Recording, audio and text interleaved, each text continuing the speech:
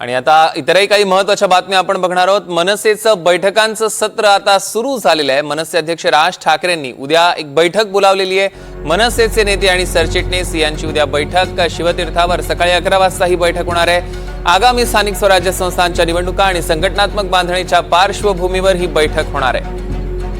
देवेंद्र कोल्हटकर आपले प्रतिनिधी आपल्या सोबत जोडले गेले, त्यांच्याकडून अधिकचे अपडेट्स आपण घेणार आहोत। देवेंद्र, सौरव, आगामी स्थानिक स्वराज्य संस्थांच्या निवडणुका खास करून मुंबई महानगरपालिका निवडणुकीच्या पार्श्वभूमीवर ही महत्वाची बैठक मानली जाते। मनसेचे जे प्रमुख नेते आहेत, सरचिटणीस आहेत, यांची उद्या शिवतीर्थ निवासस्थानी राज ठाकरे यांच्या उपस्थितीत ही बैठक होईल। राज ठाकरे या सर्व प्रमुख नेते मंडळींशी संवाद साधतील आणि आगामी निवडणुकांच्या पार्श्वभूमीवर आणि संघटनाच्या बांधणीच्या पार्श्वभूमीवर आढावा घेतील।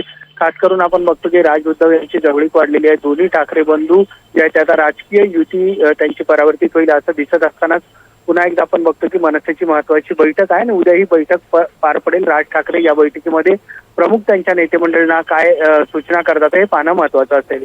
निश्चितच देवेंद्र, या संदर्भातले अधिकचे अपडेट्स आम्ही तुमच्याकडून घेऊ। तुर्तास धन्यवाद।